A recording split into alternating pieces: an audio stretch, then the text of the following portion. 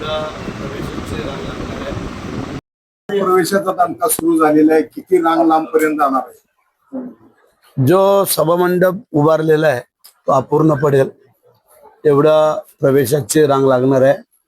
आणि आज पंढरपूरचे नगराध्यक्ष, त्यांचे सर्व सहकारी, ग्रामीण भागातले कार्यकर्ते, पदाधिकारी, मंगळवेढ्याचे काही नगरसेवक आणि इतर जे लोक आज प्रवेश करणार आहेत त्यांचं स्वागत करण्यासाठी खरं म्हणजे आम्ही इथं आलेलो आहोत. दुपारी 3-3:30च्या दरम्यान या राज्याचे उपमुख्यमंत्री आदरणीय एकनाथ शिंदे साहेब येणार आहेत आणि त्यांच्या उपस्थितीमध्ये हा पक्षप्रवेश होणार आहे आणि त्यांच्या स्वागतासाठी आम्ही पुढे आलो. ऑपरेशन टायगरची पंढरपुरात सुरुवात होती आज. तसं ऑपरेशन टायगरची तर अगोदर सुरुवात झालेली आहे, परंतु या जिल्ह्यातला हा एक मोठा पक्षप्रवेश आहे आणि ठीक आहे, आम्ही काम करतोय. कामाच्या स्वरूपाने जे काही लोक आकर्षित होत आहेत, त्यानंतर ह्याच्यानंतर पण आणखीन काही लोक आहेत. काही लोक आता आम्हाला भेटून गेलेत आणि काही लोक येत आहेत. तर ही सुरुवात चालू राहील पुढं पुढं, कारण आम्ही काम करतोय. कामाचा मोबदला आहे, बाकी याच्या पलीकडे काय नाही.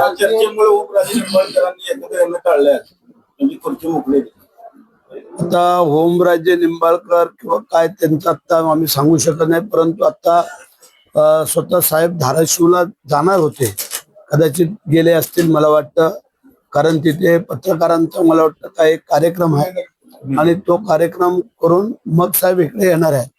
तर ओमराजे निंबाळकर काय कॉन्टॅक्ट करतायत नाही करतायत ते आज नाही सांगू शकत, परंतु चर्चा चालू आहेत आणि त्या पॉझिटिव्ह आहेत. कुणाल कामराने माफी मागायला नकार दिलेला आहे. कोणी? कुणाल कामराज यांनी एकनाथ शिंदेवरती 50 कोटी विडंबनात्मक घेतलेलं. विधान परिषदेच्या समितीसमोर त्यांनी माफी मागायला नकार दिला. हे राजकीय व्यंग आहे. बाळासाहेब ठाकरे सुद्धा अशा पद्धतीने सरकारवर किंवा व्यंगचित्र लिहिले, त्यामुळे मी काय माफी मागणार नाही असं म्हणतो. हे आता अशा लोकांना आम्ही किंमत देत नाही. हे कुणाला असे बरेचसे जमा झाले, म्हणजे आता त्याला 3.5 वर्ष होऊन गेले या गोष्टीला. त्यानंतर किती उलाढा झाल्या, काय झाल्या आपण पाहिलं आणि साहेबांनी प्रामाणिक काम केलं म्हणून तर परत सत्ता आली ना. उभाटाची नेमकी किती खासदार तुमच्याशी अप्रोच करतायत, म्हणजे समोर एकदा येत आहेत परत झाकरीत नाही म्हणतात, काय नेमकं चालू आहे, कधीपर्यंत हे चित्र स्पष्ट होईल? काही गोष्टी अशा असतात उघड करायच्या नसतात.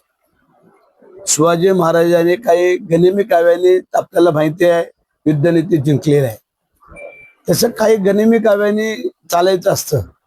आणि मला असं वाटतंय जो समोरचा काय बोलतोय नाही बोलतोय तेच उलट समजून जायचं आपण काय, आणि तुम्हाला थोड्याच दिवसामध्ये त्याची प्रचिती येईल. जे काही नाही बोलणारे होते तेच पहिल्या रांगेमध्ये असतील ते तुम्हाला सांगतो.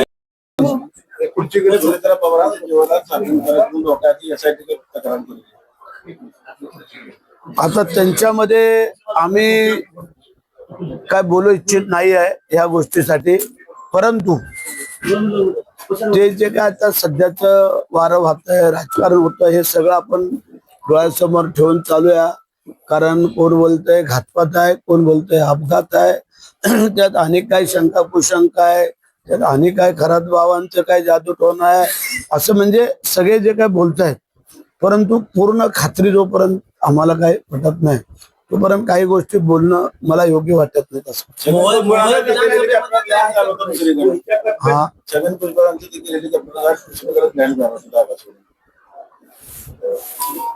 ते काय झालं कसं झालं ते विचारावं लागल. कदाचित एखाद्या वेळेला जर बिघाड झाला तर इमर्जन्सी लँड करावा लागतो, तो भाग वेगळा आहे. काय हेलिकॉप्टर मध्ये बिघाड झाला तर समजा इथं उतरायचं असेल तर ते मंगळवेढ्याला पण उतरू शकतात, असं काही नाही आहे. त्यामध्ये नक्की काय आहे ते मला अजून त्यातले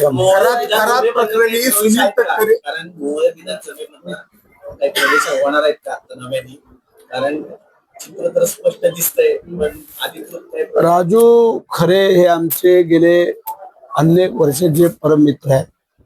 मूळचे ते शिवसैनिकच म्हणून आतापर्यंत त्यांनी काम केलेलं आहे. ठीक आहे, तिकीटच्या जेव्हा इकडे झालं म्हणून माणूस इतर पक्षामध्ये जरी असला म्हणून त्याने मैत्री ठेवू नये अशातला काय भाग नाही आहे. योग्य वेळ येईल तेव्हा ते निर्णय घेतील, त्यांच्याकडे आम्ही सोपू, ते काय ठरवतील ते त्याच्यावरती आज आम्ही काय बोलणं बरोबर नाही आहे. परंतु आमची जी मित्रत्वाची जी काय मैत्री आहे ती आम्ही तोडणार नाही. आता प्रवेश चालू आहे येणार आहे, तर भाजप आणि शिवसेना 29ला वेगळे लढतील असं चित्र आहे का? कारण काल भगीरथ भालकेंनी सांगितलेले की 29 पर्यंत तुम्हाला वेगळा विषय दिसेल, पुलाखालनं बरंच पाणी वाहून जाईल आणि शिंदेच्या विचाराचा आमदार पंढरपुरात नसेल, ही जागा भाजपची. मुद्दा असा आहे 29चं आजच कोण काय सांगत नाही, परंतु आतापर्यंत आम्ही सर्व एकत्र लढतोय आणि पुढेही लढण्याची आमची मानसिकता आहे.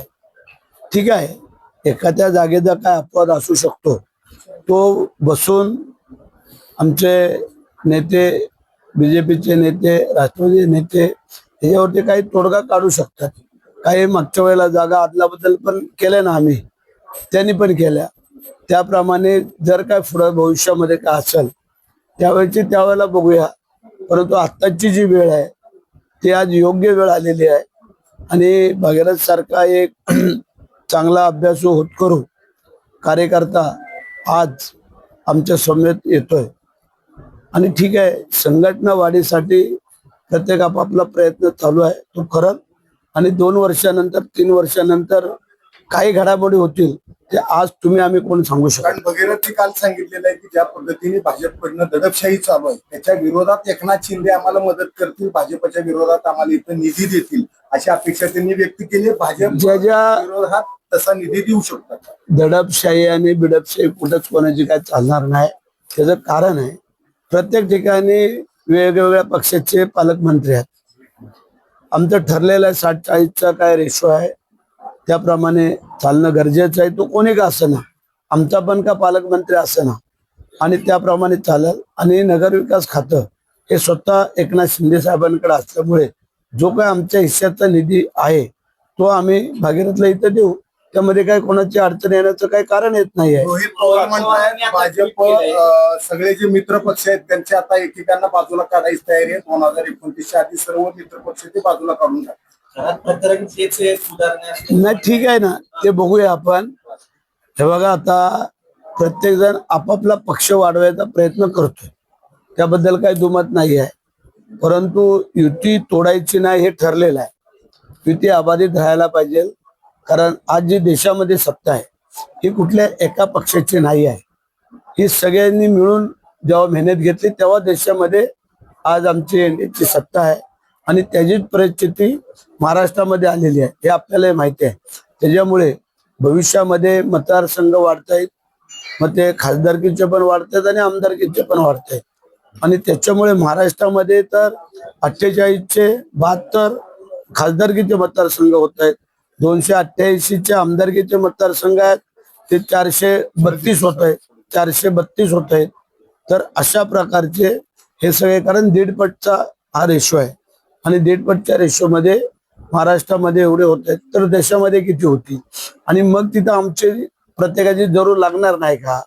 त्यासाठी युती ही अबाधित राहील असं आम्हाला वाटतं. सुनील तटकरेंना वाचवण्याचा प्रयत्न होतोय असं आहे का? कारण ज्या पद्धतीने त्यांच्यावर आरोप झाले बाकीच्यांना राजीनामा द्यायला लावला, पण सुनील तटकरेंना वाचवलं जातं. आता तो त्यांच्या पक्षाचा विषय आहे, कारण त्यांच्या पक्षामध्ये आता त्यामध्ये जे का असेल ते लोक ठरवतील. आता स्वतः सुनीता वहिनी आता अध्यक्षा आहेत त्या पक्षाच्या, त्यांनी काय निर्णय घ्यावा, त्यामध्ये आम्ही काय बोलणं योग्य वाटत नाही.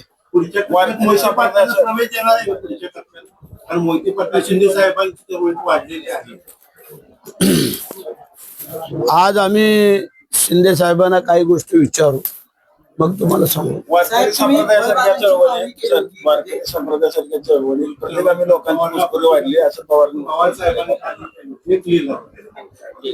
नाही, ठीक आहे, घुसखोरी वाढली किंवा काय वाढली हे पवार साहेबांचं काय म्हणणं आहे किंवा काय, काल थोडस टीव्ही चॅनलला मी पाहिलं आणि बरेचसे सांप्रदायिक लोक नाराज झालेत असं म्हणणं पण आलेलं आहे. परंतु वस्तुस्थिती काय आहे हे पण पाहायला पाहिजे. आम्हाला त्यामध्ये शिरायचं नाही. आम्ही संप्रदायाला मानणारे मंडळी आहोत, देवाला मानणारे मंडळी आहोत. म्हणून आता पहिलं आम्ही आंघोळ केली, पांडुरंगाचं दर्शन घेतलं आणि आता तुमचं जनतेचं दर्शन घेतोय. त्याच्यामुळे कोणी काय पुढे वाटचाल करावी ते त्यांनी ठरवलं. धन्यवाद. थँक्यू. शेतकरी अडचणीमध्ये आहे. तुम्ही फळबागांची मध्ये पाहणी केली. विद्युतजन्य परिस्थितीमुळे स्टोरेज मधला माल होता तो टाकून द्यावा लागला होता. आता नवीन मालाला देखील दर काय त्यावरती तोडगा निघाला किंवा काय शेतकरी यावरती आम्ही अत्यंत गांभीर्याने विचार करतोय.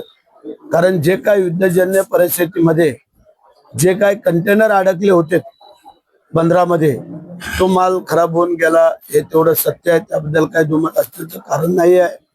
परंतु शेतकऱ्याला वाचवणं हे आमचं सरकारचं काम आहे, कर्तव्य आहे.